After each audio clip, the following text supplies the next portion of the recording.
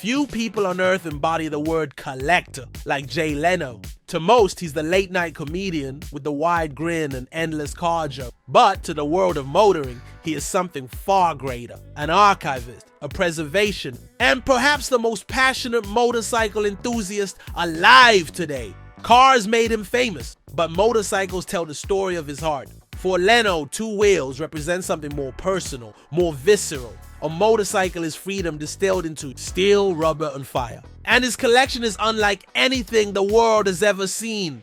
An ever-growing museum of engineering brilliance, cultural history, and human ambition. From a $25 Honda rescued from a dusty garage to the single most expensive motorcycle on earth, Leno's machines aren't just rare. They each carry a story. Some tell of wartime bravery, others of Hollywood legends, and a few are so rare that even world-class museums didn't know they existed. This is not just a tour of motorcycles, it's a journey through time itself, a chronicle of innovation and obsession. Today we're diving into Jay Leno's 10 most extraordinary motorcycles, exploring not just their mechanical beauty, but the human drama that surrounds them. And when we reach the final machine, the one worth $15 million, you'll see why. Jay's collection isn't about money at all, but about something much deeper. 1969 Honda CB750 Sandcast. The story begins in 1969 when Honda rolled the dice on an idea that would reshape the motorcycle industry. They weren't sure the world was ready for their new inline-4 superbike. So for the first few thousand units, they used Sandcast molds, imperfect, fragile, and expensive, to test the waters. One of those machines, number 478 off the line, now sits in Jay's garage. But his journey there is just as fascinating as the bike itself. Leno discovered it abandoned in a Los Angeles garage, hidden under stacks of newspapers dated from 1970. The owner had parked it after a minor crash and never touched it again. Those newspapers acted like a time capsule, preserving the original candy blue paint in pristine condition. Even the factory toolkit was still sealed in plastic. When Jay brought the bike back to Honda, engineers who saw it decades later were astonished. They admitted the Sandcast engines weren't perfect. The cases carried tiny flaws, rippled from the primitive molds, but those mistakes were now badges of history. Technically, the CB750 was a revelation. 736C, 4 cylinders, 67 horsepower, front disc brake, and even an electric starter. But its importance goes far beyond numbers. This was the motorcycle that made superbikes mainstream, a billion-dollar gamble that paid off. And in Jay's hands, it isn't just a restored machine, it's a reminder of the moment motorcycles grew up. 1938 Zundap K800 Bailad if the Honda represents progress. The Zundap K800 tells a darker, more complicated story. Built in Nazi Germany for Hitler's war machine, the K800 was a marvel of engineering for its horizontally opposed 4-cylinder engine could even run on potato alcohol when gasoline was scarce. At 709 CE and 26 horsepower, it wasn't fast by modern standards, but it was advanced, reliable, and ready for war. Yet this machine carried out a mission its creators never intended. The previous owner's father, a member of the German resistance, used this very bike to smuggle Jewish families across the Swiss border. Its sidecar contained a false bottom that could conceal 2 children, and hidden compartments once carried forged paper and food. Jay spent 5 years tracking it down after hearing the story from a Holocaust survivor at a car show. When he finally uncovered the bike in a Bavarian barn, it still contained secret documents of its wartime service. Rather than erase its past, Jay chose to honor it. The restored machine still contains hidden compartments with the original resistance paper preserved in. For him, this bike is not just about horsepower, but about hope. The proof that even a weapon of war can be turned into a tool for survival. 1952 Vincent Black Lightning.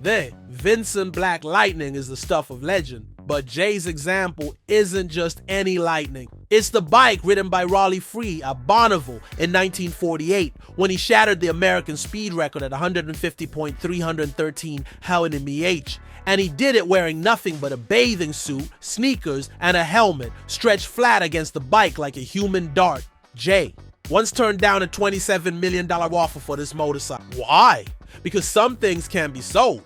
underneath his black and polished aluminum body beats a 990 ICA twin engine making 70 horsepower, when most cars of the day struggled to produce 100. Everything was built for lightness. Magnesium parts, aluminum wheels made by Rolls-Royce's aircraft division. During restoration, Leno's team found something extraordinary inside the fuel tank. Rolly Free's lucky penny taped there before the record attempt. Jay left it untouched, adding one of his own beside it, a quiet nod of respect from one rider to another. For Jay, this motorcycle isn't a trophy. It's a piece of human courage made of steel, oil, and faith. 1931 Indian Ford.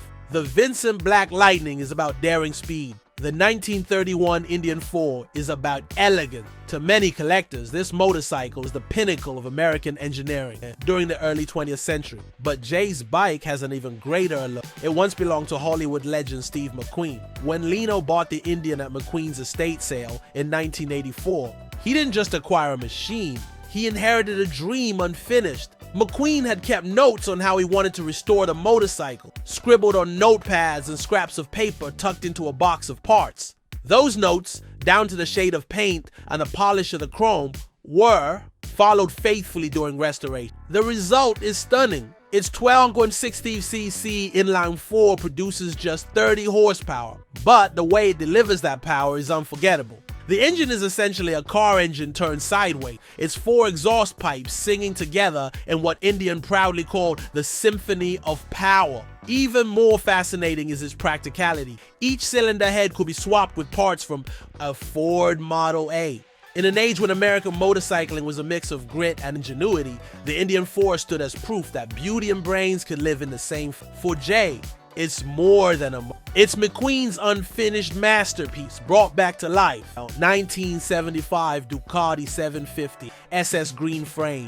In 1972, Paul Smart rode a Ducati 750 SS to victory at Imola, changing the fate of Ducati forever. Out of that moment was born one of the most iconic motorcycles in racing history, the green frame. Jay's 750 SS is one of just 401 ever built. Its 748 CL twin produced 73 horsepower, revolutionary numbers for the time. But what makes his bike exceptional is its hidden story. When Jay found it, the Ducati was in pieces, abandoned in a Los Angeles garage after a failed attempt to customize. The owner had no idea it was one of the rarest motorcycles on earth.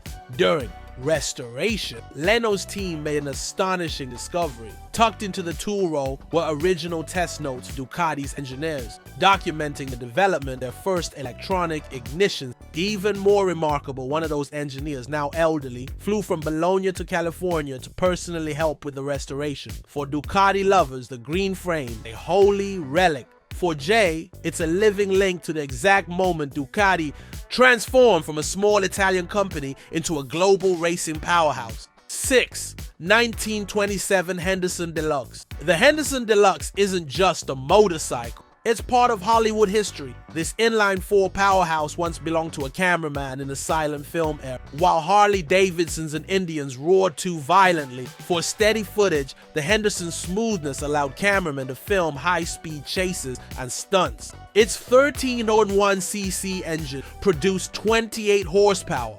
But more importantly, it could cruise comfortably at 100 mph using only a fraction of its throttle. Jay often demonstrates its legendary balance by placing a nickel on the cylinder head at idle. The coin doesn't move, a party trick from nearly a century. The way he found it is just as cinematic. The motorcycle was sitting in a Burbank antique shop window, mistaken for an old Harley. Its original sidecar, outfitted with mounts for movie cameras, resurfaced years later at a prop auction, still carrying handwritten notes from cameramen. Dating back to 1927, every time Jay rides it, it's like he's rolling straight into Hollywood's golden age, when motorcycles weren't just props, they were the very tools of storytelling. 1925 BMW R32 for most of us, BMW motorcycles, symbols of precision. Their reputation for engineering excellence feels timeless, but every legacy begins somewhere. And for BMW, that beginning was the R32. Built in 1925, the R32 was BMW's first ever motorcycle. It wasn't flashy, and on paper its 400 ACACC boxer twin.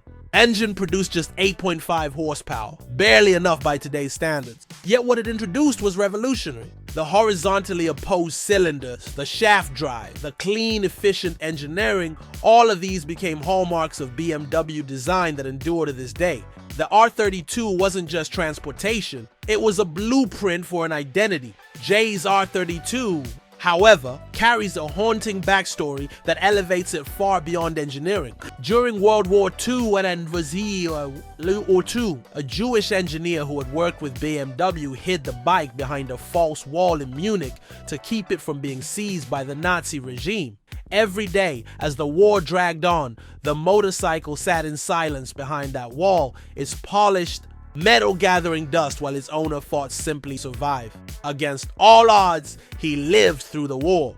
But like so many, he emigrated to America and never returned to reclaim what he had left behind. Decades later, the man's grandson discovered its existence. Knowing the machine deserved a life beyond a crumbling German cellar, he wrote to Jay and offered him the motorcycle. What arrived in Jay's hands wasn't just an antique, it was a survivor, a time capsule holding both tragedy and resilience. Only 12 original R32s are known to exist worldwide. Restoring one is an act of devotion. Jay took great care, sourcing period-correct leather from a German tannery that had been in business since the 1800s, and even recreating the paint using BMW's original 1925 formula. Every bolt, every stitch was placed as it would have been nearly a century. Today, when Jay fires up the R32, it's more than just the sound of an early BMW engine. It's the echo of survival, of a life rebuilt, and of a legacy that war tried to erase but couldn't.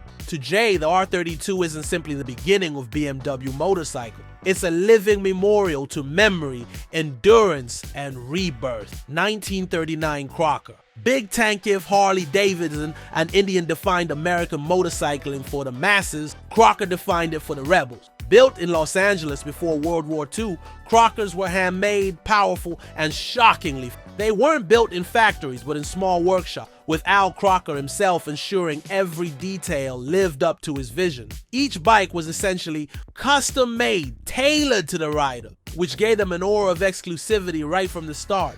Jay's Big Tank model is one of only 30 left in the world. Its 1000cc V-twin could be tuned to each buyer's desires, with some examples making more than 110 horsepower, a staggering figure for the 1930s, when most motorcycles struggled to reach half that. Crocker was so confident in his motorcycle that he promised to refund anyone who lost a race to a Harley. No one ever collected. But the survival of a Crocker into modern times is almost a miracle. Production ended abruptly when America entered the war, and Al Crocker was forced to switch his focus to aircraft parts. His dream of building a true American superbike was cut short, leaving only a handful of machines to carry his name into legend. Restoring Jay's Crocker took 7 years and over $400,000. Each part had to be fabricated from scratch, since no spares existed. The gas tank alone took 600 hours to reconstruct, shaped and reshaped until it matched the original hand-built quality. Today, this motorcycle is valued at over $1.2 million. But Jay doesn't see it as a trophy or an investment. To him, it's a piece of lost history, a glimpse into what American motorcycles could have become if the war hadn't ended. By riding it, he keeps Al Crocker's rebellious spirit alive. It's not just a bike. It's a resurrection, a reminder that passion and craftsmanship can outlast time itself. 1955, Vincent Black Shadow Hunter S. Thompson once wrote that the Vincent Black Shadow is not just a motorcycle, it's a declaration of war. Jay's Black Shadow comes with a direct link to Thompson himself. Once owned by the Gonzo journalist, this motorcycle is as wild and untamed as its previous rider. Thompson described it as too fast to live, too young to die, and with good reason. The 998cc V-twin produced 55 horsepower and could push the bike to 125 mph, staggering for 1955. Its black painted engine wasn't just stylish. It used a special high-temperature coating originally designed for WWE aircraft. When Jay found it, the bike was scattered across 3 states. The frame was in Utah, the engine in Colorado, and the instruments turned up at a swap meet in California. Piece by piece, he brought it back together, keeping Thompson's eccentric modifications, including a special mount designed to hold his recreational supplies. But what makes this Black Shadow extraordinary isn't just its engineering. It's the ghost of Thompson that still clings to. The man who rode it was unpredictable, volatile, and brilliant, and somehow the bike mirrors those same traits. Riding it feels less like controlling a machine and more like wrestling with a living beast. Leno often says that motorcycles reflect the soul of their riders. With this Vincent, it's as if Thompson's spirit remains embedded in the steel, daring anyone who mounts it to embrace chaos. Jay doesn't just see it as a collectible, but as a cultural artifact. A reminder of a rider who blurred the line between genius and madness, and of a motorcycle that was always more than transportation. It was rebellion on 2 wheels, and in Jay's collection, it still rumbles with defiance. 1918 Harley Davidson 18J. The Harley Davidson 18J may not look glamorous, but it carries scars that no restoration could ever erase. This military spec Harley served in France during World War I. Its 989cc Vi twin produced just 15 horsepower, yet its reliability made it invaluable. The 18J was built with interchangeability in mind. Every part could be swapped with another. A revolutionary concept in 1918, Jay's 18J still carries bullet holes in its frame from his time on the battlefield. When he restored it, he refused to erase those marks, instead selling them beneath clear coat as a tribute to its past. The bike was discovered in a Wisconsin barn where it had been hidden since 1920. The veteran who owned it left instruction that it should never be sold, only given to someone who would preserve its history. His family chose Jay, and that's exactly what makes this motorcycle so powerful. It isn't just a machine, it's a story frozen in metal. Imagine the young soldier who first mounted it in Europe, riding through mud and shellfire, using this very Harley to carry messages and supplies across dangerous terrain. Those bullet holes are not imperfections, they're reminders of the lives risked and lost in war. Leno often says he doesn't see himself as an owner, but a caretaker. With the 18J, that philosophy is clear. He didn't just preserve a motorcycle, he preserved memory, sacrifice, and resilience. This bike doesn't roar for speed or style. It whispers history, carrying the voices of a generation that fought for freedom, still echoing through every dent and scar in its steel. 2. Leno, this motorcycle isn't a relic. It's a soldier's companion scarred by war, immortalized in steel.